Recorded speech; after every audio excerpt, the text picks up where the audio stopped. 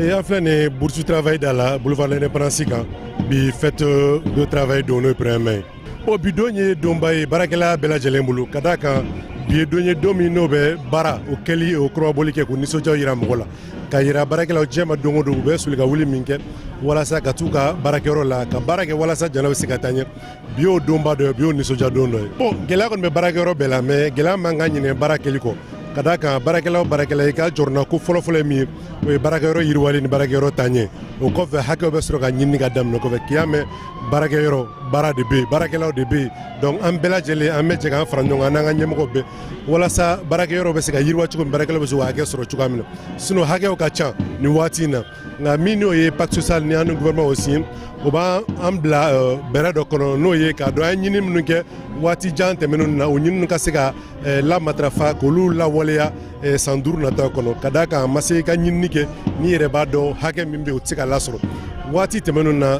UNTM ni chakero chamanye ulika joke ka grefuke mais anya ye akoru sina mais akoru chamame o shima waleya ou bien waleya lu ma sansoro je crois que pacte social nana wala saka sego hake nyinnu be franyo ka sego la waleya sandur nungono kadaka pacte sinité accord sinité alla walali wore ye ko sabati lembay amo la nyinna wala sa barakalo be gasika duga ke kono chugamina bon o ye albi anga jesiri kadaka yame syndicat nyori fo barakero bi ambe anyi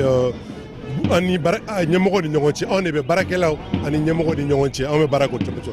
donc ani nyemogo bakma chikomi ani barakalo bakmati ni le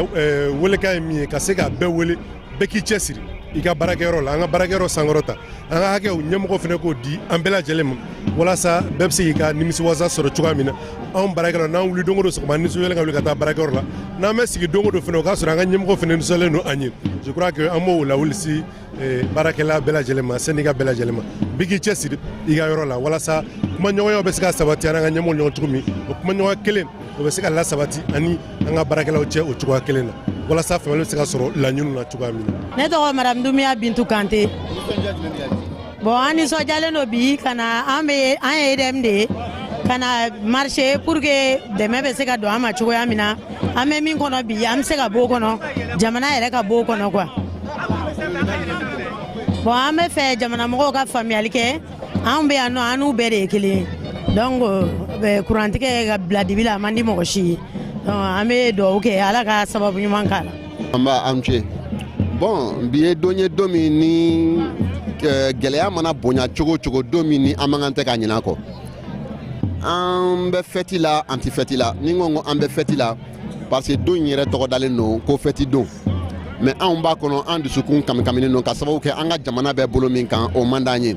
belebele bakera belebele babe kofe kake donc atun kadanye binyogon donc ka an soro chogoya mina ante ola donc obise ka to ka fo an du sukun be kamin doni barakela ka la nyini ti ban ani shimaya ere de dalen no nyogona ibe do nyini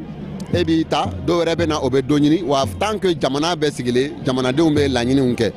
la nyini chamambe munuma sabati c'est vrai que do kera ula mais on bo obla jamana be la halami kono o minan kono nana anye laydu gelema soro ka bo gouvernement na ni ben kan sebenye no be wele ko pacte social de stabilité pour la croissance donc on ba bisikiya ka fo o minan kono nana anga nyini fin to be la jele o bebina sabati yani sai kunjali je ina fo a sebenu kono chugumina donc bidon souya nunu koni donye domini foli be ke kadi barakela ma parce que niko ka fo ko barakela e bala ne bala maoma de be minanta ka bla minan kono maoma de a donc ka fo ko maka horonya te soro ni chesri jalati bulu o be barakela munu bitan nako kono kata nako sene munu be pildlan munu be kurandi munu be kenaya di munu be lakanalike munu yere taye nafulo ko jatimina wi ni be barakela i wotro borla moto taxi borla ni be barakela donc ni ndo insira akakan ire ka hakli jagaboke ka don ika bara e nafa mun la sima e gele mun la sima ani se ka fere mun tege walsa akase ka anye ni occasion sugu ye ode amulo bon on ni barakela on ni ngonche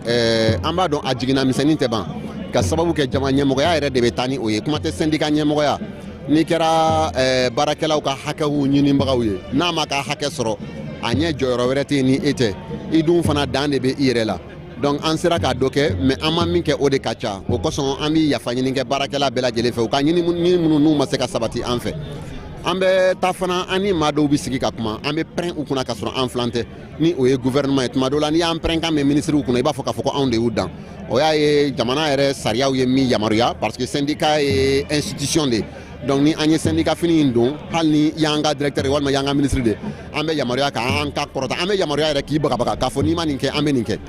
mais ni an bɔra o salle kɔnɔ an bɛ maliyɛn ye an ka ɲɛmaw don donc olu fana minnu ma faamuyali sɔrɔ o yɔrɔ la an bɛ hakɛto ɲini kɛ o fana fɛ an bɛ jigisigi kuma min fɔ an ka tɔndenw ye o y'a ye k'a fɔ ko cɛsiri jala bɛ an bolo jala min tun ye kelen ye an ye filanan fara a kan donc u ka danna u k'a dɔn k'a fɔ ko an bɛ baara min na c'est vrai que sanji jukɔrɔ wɔsi don mais an bɛ ko bɛɛ lajɛlen kɛ walasa u ka hakɛw la kumaba u ka se ka sɔrɔ k'a di u ma an b'o layidu ta u ye. Abdul Salam Togola. Ne UNTM bureau exécutif membre ye n ye Sinapro section nationale de l'agriculture n'o ye secrétaire général national adjoint ye an nisɔndiyalen don ni an bɔra ka se ka n'an jɔ yan bi o kɔrɔ ye k'an bɛ kɛnɛya la an bɛ hɛrɛ la an bɛ lakana kɔnɔ o ye nisɔndiya fɔlɔ-fɔlɔ ye a filanan ye mun ye don ye donba ye anw bolo don mun kɛrɛnkɛrɛnlen don ka jamana cakɛda ɲɛnɛmayabagaw jamana baarakɛlaw ka a ɲɛnɛmaya ka di olu ma ka o ye hɔrɔnya o ye honneur ye o ye bonya ye ka se jamana cakɛda maaw ma o de ye an nisɔndiya bi o de an sekun ye yan welewelekan bɛ n bolo ka di jamana syndicat bɛɛ ma syndicat ye baara gɛlɛman ye minnu b'a dɔn ka tɛmɛ ne kan u b'a dɔn k'a fɔ ko baara gɛlɛmanba don baara mun de don olu de bilala ka u bilala mɔgɔ minnu tɔgɔ la k'u ka hakɛw ɲini ka s'u ma nka an ka jamana bɛ gɛlɛya min kɔnɔ bi baara kɛrɛnkɛrɛnlen mun ɲini syndicat fɛ o de ka jamana gɛlɛya dɔn mun se bɛ jamana ye k'o dɔn mun se tɛ jamana ye k'o dɔn wa syndicat fana ka jamana baarakɛlaw de lafasa jamana baarakɛlaw jɔyɔrɔ ye mun ye jamana bɛ bɔ nɔgɔ la cogo di jamana bɛ taa ɲɛ cogo di jamana sɔrɔ bɛ yiriwa cogo di o ye jamana baarakɛlaw ka baara ye donc syndicat ka baara ye mun ye jamana gɛlɛya in kɔnɔ an bɛ se ka bɔ gɛlɛya in kɔnɔ cogo di gɛlɛya in kɔnɔ jamana jɔlen bɛ se ka to cogo di gɛlɛya in kɔnɔ jamana bɛ se ka yiriwa cogo di syndicat ka baara ye o ye anw de b'a dɔn mun se bɛ jamana ye fɛn mun se tɛ jamana anw de b'a dɔn syndicat de kan ka kɛ intermédiaire baarakɛlaw ani jamana ɲɛmaaw cɛma wa syndicat de fana kunnafonilen don jamana sew la ni mun se bɛ jamana fana ye o kana kumaliya baarakɛlaw ma o ka kɛ baarakɛlaw ye o ye an jɔyɔrɔ ye ni mun se tɛ jamana ye k'a ɲɛfɔ baarakɛlaw ye k'a fɔ nin se tɛ jamana ye bi o ye anw jɔyɔrɔ ye o donc jɔyɔrɔ min bɛ anw na a bɛ a fan fila bɛɛ fɛ ka fan fila bɛɛ kunnafoni ka tiɲɛ fɔ fan fila bɛɛ ɲɛna o ye anw jɔyɔrɔ ye bi don kɛrɛnkɛrɛnlen n'i y'a ye an bɛ na yan bi o kɔrɔ ko mɔgɔ dɔw de sɔnna ka wuli sɔgɔmada joona ka t'u ka bureau la k'u ka denbayaw to yen ka t'u ɲɛsin jamana cakɛdaw ma cakɛda minnu bɛ jamana sɔrɔ yiriwa cakɛda minnu bɛ jamana ka ɲɛtaga ɲini cakɛda minnu bɛ jamana ka développement ɲini o de ye baarakɛlaw ye bi don in kɛrɛnkɛrɛnna o de ye o de kosɔn an nana bi ka na an ka sɛgɛn san kɔnɔ an ka baara san kɔnɔ ka na ɲɔgɔn fo ka na ɲɔgɔn waleɲuman dɔn ka tila k'a yira jamana na gɛlɛya bɛ o ye tiɲɛ ye nka gɛlɛya in kɔnɔ an bɛ wuli ka jɔ jamana jɔlen ka to an ka se ka bɔ gɛlɛya in kɔnɔ mali k'a yɛrɛ sɔrɔ. Seydou Daw n tɔgɔ ye Seydou Daw ne bɛ DGR syndicat de la direction générale des routes. nisɔndiya min bɛ na bi nisɔndiyaba parce que bi jama bɛɛ bɔra k'a yira an bɛ crise la cogo o cogo k'a fɔ k'an b'an ɲaga ɲɛmɔgɔw kɔ an bɛ autorité kɔ an b'u kɔ bi an b'u kɔ sini an nana baara minnu sera kɛ jamana kɔnɔ malgré la crise an bɛ ka jira an ka ɲɛmɔgɔw la k'a fɔ an b'u kɔ o nisɔndiya hukumu kɔnɔ an b'u kɔ bi an b'u kɔ sini fo ka taa an bɔ crise kɔnɔ pendant et après transition an b'u kɔ. Ne tɔgɔ ye Salimata Kebe ne bɛ baara kɛ Malɛ SA la donc 1er mai hukumu na n'o y'anw baarakɛlaw ka fête ye an nana défilé la